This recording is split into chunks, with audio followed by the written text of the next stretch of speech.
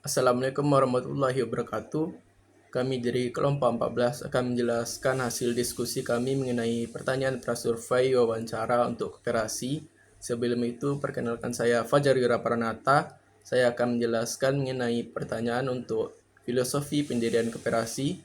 Adapun pertanyaan yang pertama yaitu, apa latar belakang atau alasan utama dalam pendirian koperasi ini? Lalu yang kedua, bagaimana nilai-nilai dasar koperasi seperti gotong royong dan keadilan bisa tercermin pada visi dan misi koperasi. Yang ketiga ada siapa pendiri koperasi ini dan apa filosofi mereka terhadap koperasi sendiri. Dan yang terakhir, bagaimana koperasi ini bisa berkontribusi dalam pembangunan ekonomi lokal sejak didirikannya. Baiklah, saya Hanifah Chania dengan NIM 25053085.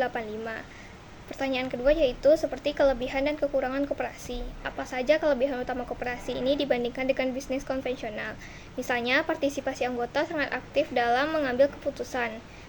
Lalu, seperti keuntungan dibagikan secara adil kepada anggota. Lalu, tahan terhadap krisis karena berbasis komunitas dan solidaritas. Pertanyaan kedua seperti apa tantangan atau kekurangan yang dihadapi oleh koperasi? Seperti masih terbatasnya dalam penggunaan teknologi digital, atau beberapa anggota belum memahami koperasi secara menyeluruh, atau regulasi pemerintah kadang berubah dan memerlukan penyesuaian yang cepat. Dan pertanyaan yang terakhir yaitu apa perbedaan antara koperasi dengan koperasi yang lain? Contohnya, perbedaan koperasi lain di wilayah yang sama yaitu koperasi lebih berfokus pada pembinaan usaha atau pelatihan, sementara koperasi lain cenderung hanya bergerak di kegiatan simpan pinjam.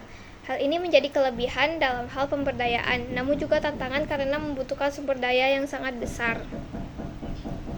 Warahmatullahi wabarakatuh. Perkenalkan, nama saya Zahratul Janah dengan NIM 25053192. Saya akan menjelaskan tentang pertanyaan kemampuan sinergi dengan UMKM sekitar.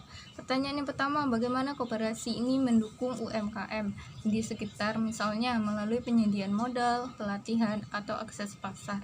Yang kedua, apa program kolaborasi yang telah dilakukan dengan UMKM lokal? Contoh, kemitraan produksi, pemasaran bersama, atau rantai pasok. 3. Apa hambatan dalam membangun sinergi dengan UMKM lokal?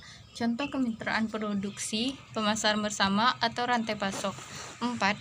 Apa hambatan dalam membangun sinergi dengan UMKM dan bagaimana koperasi ini mengatasinya, misalnya kurangnya kesadaran atau perbedaan skala usaha.